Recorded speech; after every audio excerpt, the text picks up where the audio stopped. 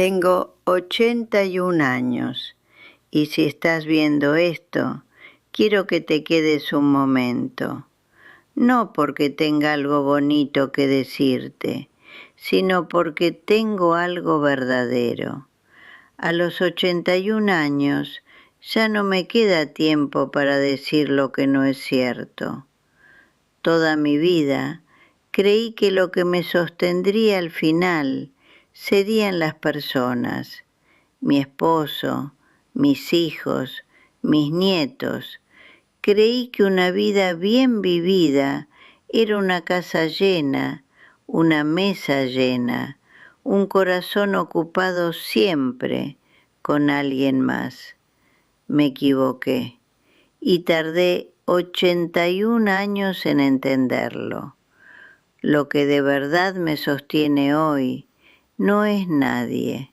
Son tres cosas que siempre estuvieron ahí y a las que nunca les di el nombre que merecían.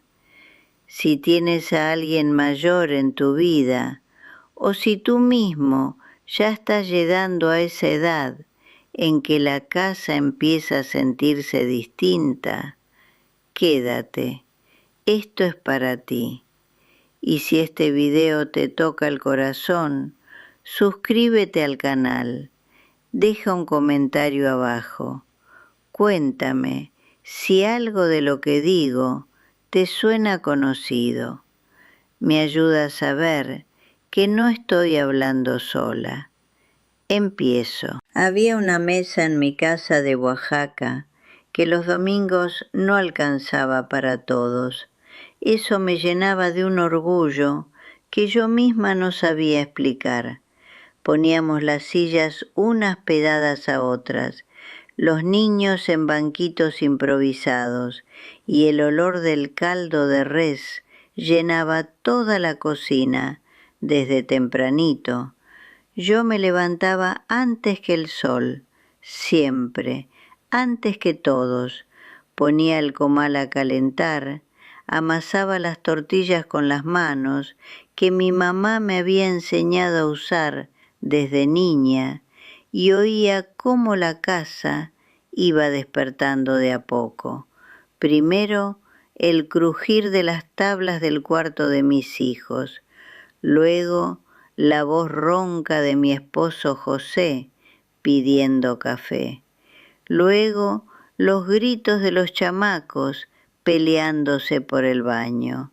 Y yo ahí, en medio de ese ruido, pensaba que eso era exactamente lo que se suponía que debía sentir. Pensé que ese ruido significaba que había hecho algo bien. Los domingos en casa de los Morales eran cosas serias. Mis cuñadas llegaban con sus ollas. Mi suegra traía el chile que había molido en metate desde el viernes y yo coordinaba todo como si fuera el centro de un mundo que giraba y giraba y nunca se detenía. A veces alguien me decía, Consuelo, ¿cómo le haces? Y yo sonreía y decía que no era nada, que era lo de menos. Y lo creía. Creía que darme entera era lo natural, que eso era querer. Me levantaba a las 5 de la mañana, todos los días, no solo los domingos. Tenía la ropa planchada antes de que nadie abriera los ojos. Tenía el desayuno listo, tenía la casa ordenada. Era el pegamento de esa familia, aunque nadie lo dijera con esas palabras. Nadie tenía que decirlo. Se daba por hecho. Se daba por hecho que yo estaría ahí, que yo resolvería, que yo no me cansaría. Nunca me pregunté si eso era lo que quería. Supuse que querer algo para mí era egoísmo. Me lo habían dicho sin decírmelo, de 1000 maneras distintas, desde que era chica.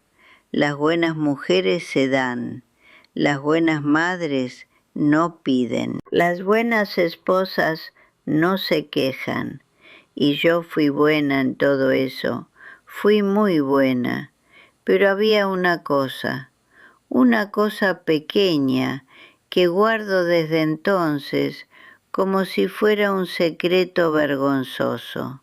Había una silla vieja de madera que quedaba junto a la ventana que daba al patio. Una ventana chica, con unas cortinas floreadas que yo misma había cosido, y en esa silla, antes de que todos despertaran, cuando el mundo todavía no me pertenecía a los demás, me sentaba un momento con mi taza de café en las manos, solo un momento, a veces ni 5 minutos. La luz de la mañana entraba apenas, los pájaros en el tejado, el olor del copal que quedaba del día anterior, mi respiración, solo eso. Me gustaba estar sola, nunca lo admití, ni a mí misma, porque admitirlo hubiera sido admitir que algo en mí quería algo diferente de lo que tenía, y eso no se podía, eso no estaba permitido. Así que lo guardé, por décadas lo guardé. Mis hijos se fueron uno por uno. Eso era lo esperado, me decía yo. Les había dado alas, ¿no? Para eso era la crianza. El mayor se fue a Guadalajara a estudiar. La segunda se casó y se mudó al otro lado de la ciudad. El tercero, mi Ernesto, se fue al norte, primero a Monterrey, luego a los Estados Unidos. Lo vi subirse a un camión una mañana de octubre con una mochila café y los ojos mirando hacia adelante. Yo me quedé parada en la banqueta hasta que el camión dobló la esquina y ya no se vio nada. El sonido del motor alejándose por la calle empedrada. Ese sonido todavía lo oigo cuando me descuido. La mesa del domingo fue cambiando. Primero éramos menos, luego éramos pocos, luego, algunos años, éramos solo José y yo igual ponía el mantel bueno, igual hacía el caldo, igual lo servía con sus hierbas y su limón, como si fueran a llegar los demás en cualquier momento. José me decía, Consuelo, ¿para qué tanto? Y yo no sabía responderle. No hacía el caldo para él, lo hacía porque si dejaba de hacerlo, algo se terminaba. Y yo no estaba lista para que algo se terminara. Hubo una Navidad que hice tamales para 40 personas. Siempre los hacía para 40. Ese año llegaron 12. El resto llamó con disculpas, compromisos, los nietos con sus propios planes. Guardé los tamales en bolsas de plástico y los fui repartiendo por el barrio los días siguientes. La vecina Remedios me dijo que estaban riquísimos. Le dije gracias y me fui a mi casa. Y no lloré. Todavía no sabía llorar por mí misma. Confundí el amor con ser útil. Eso lo entendí después, mucho después. Creía que mientras yo sirviera, mientras yo resolviera, mientras yo fuera necesaria, eso era querer y ser querida. Nadie me enseñó que había una diferencia. Nadie me dijo que podía existir sin función, que podía simplemente estar sin tener que justificar mi presencia con un plato de comida o una ropa limpia o una casa ordenada. Mis nietos me decían abuelita con mucho cariño, pero cuando venían miraban sus teléfonos. Me preguntaban cómo estaba y antes de que terminara de responder ya estaban en otra cosa.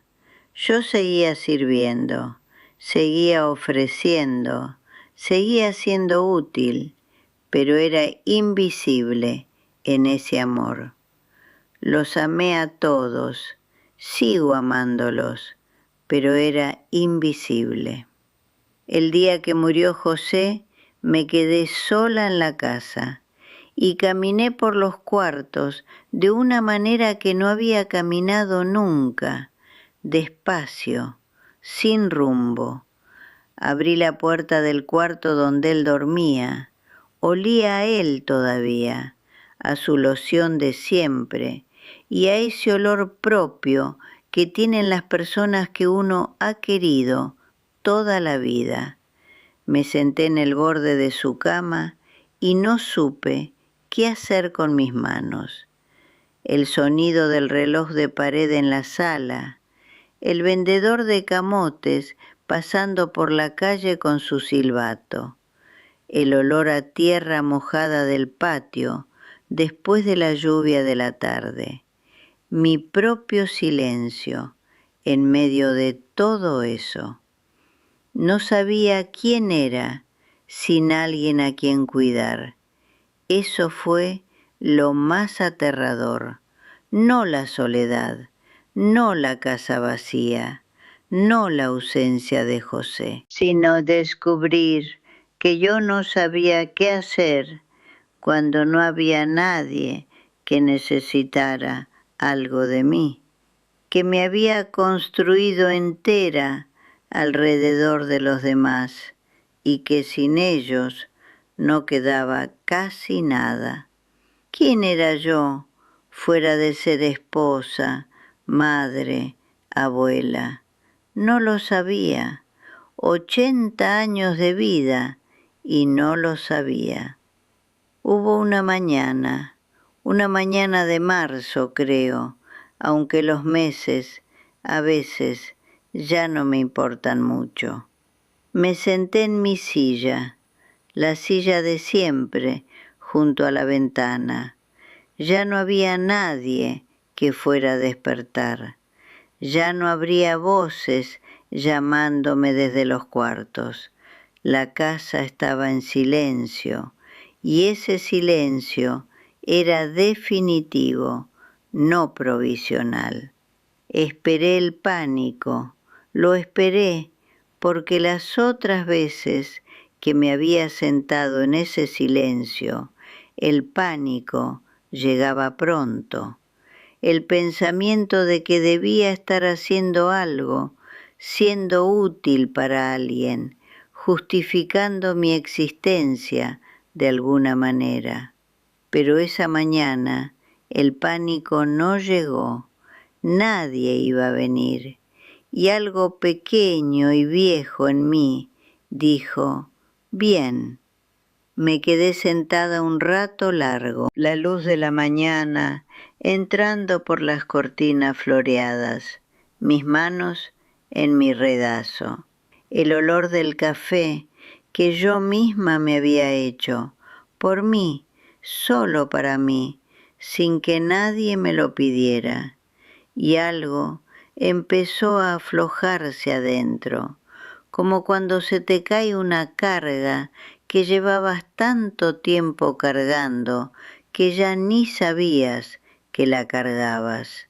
Luego lloré de una manera que no había llorado nunca.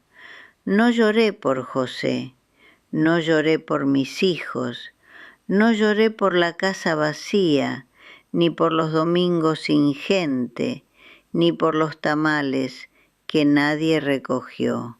Lloré por mí, por la mujer que se había levantado a las 5 de la mañana por décadas sin que nadie le preguntara si quería, por la mujer que había guardado en silencio ese momento de la silla como si fuera una traición, por la mujer que había confundido desaparecer con amar.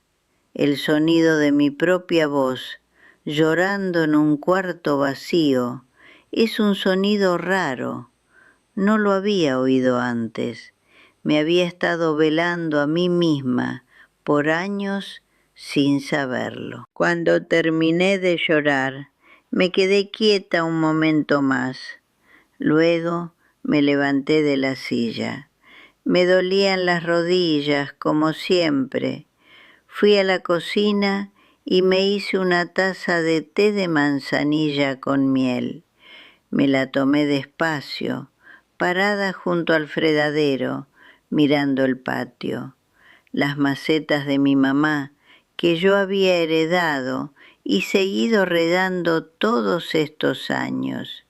El jacaranda que José plantó el año que nació Ernesto y que ya llega al techo. Y en ese momento tomé una decisión, no una decisión dramática, no una revelación de película, una decisión pequeña y firme, como las cosas que duran. Si nadie iba a decirme que yo importaba, lo diría yo misma, aunque me temblara la voz. La primera cosa que descubrí, o que reconocí por fin, fue el silencio. No el silencio de la ausencia, no el silencio que duele, porque donde antes había ruido, ahora no hay nada, sino el silencio como dignidad, el silencio como un lugar al que puedo ir y que me pertenece. Aprendí a estar en él sin querer llenarlo. Aprendí a sentarme en mi silla sin necesitar que alguien llegara a interrumpirla, a escuchar los pájaros en el tejado sin pensar en lo que tenía pendiente, a dejar que la mañana fuera mañana sin que yo tuviera que administrarla para alguien. Tengo 81 años y por fin estoy aprendiendo a estar en el mismo cuarto que yo misma. Eso puede sonar sencillo, no lo es para alguien que vivió toda su vida definiéndose por lo que hacía por los demás. Quedarse quieta, sin propósito externo, es casi insoportable al principio. El cuerpo pide movimiento, la mente fabrica pendientes. Hay un ruido interno que dice, ¿no deberías estar haciendo algo? ¿No deberías estar siendo útil para alguien? Pero uno aprende, poco a poco uno aprende. La segunda cosa fue un ritual pequeño, algo mío, solo mío, sin función para nadie más. Todas las mañanas, antes de cualquier otra cosa, riego mis macetas. Las macetas del patio que fueron de mi mamá y que yo heredé sin que nadie me las regalara formalmente, simplemente porque yo era la que las regaba. Tengo una bugambilia que en la primavera se pone tan morada que da vergüenza. Tengo un rosal que casi muere 3 veces y que yo no dejé morir porque soy más terca que él. Tengo hierbas, epazote, hierba santa, romero. Las toco con las manos cuando las riego, las huelo, eso es todo. Salgo al patio con mi taza de café de olla, riego mis plantas, las toco, las huelo. Dura 15 minutos, a veces menos, pero esos 15 minutos son míos de una manera en que casi nada en mi vida lo fue. No hay nadie esperando que termine. No hay nadie que necesite algo de mí mientras lo hago. No hay mérito en ello. No hay gratitud que venga después. No hay nadie que lo vea y piense qué buena madre, qué buena abuela, qué buena mujer. Soy yo sola, con mis plantas en la mañana. Y eso es suficiente. Eso es exactamente suficiente. Creí durante toda mi vida que el propósito tenía que ser grande, que tenía que servir a alguien, alimentar a alguien, sostener a alguien, que una vida con sentido era una vida al servicio. No tiene que serlo. El propósito solo tiene que ser tuyo, aunque quepa en una maceta de barro, aunque dure 15 minutos, aunque nadie lo sepa. La tercera cosa fue la más difícil y es la que más me costó. Dejé de pedir perdón por existir. Llevaba décadas disculpándome por ocupar espacio, por tener una opinión, por necesitar algo, por estar cansada, por estar triste, por querer quedarme en la silla, en lugar de levantarme a resolver lo que alguien más necesitaba. Me habían enseñado que mis necesidades eran un estorbo, y yo lo había aprendido tan bien que ya ni lo notaba. Una mañana me paré frente al espejo del baño, el espejo chico sobre el lavabo, el de siempre. Me miré, no de reojo, como una hace cuando no quiere ver mucho. Me miré de verdad. Arrugas en mi cara, las marcas de 81 años en mis ojos, el pelo blanco que ya no tiño porque ¿para qué? Las manos que amasaron miles de tortillas y que plantaron y cosieron y lavaron y sostuvieron a todos los que necesitaron ser sostenidos.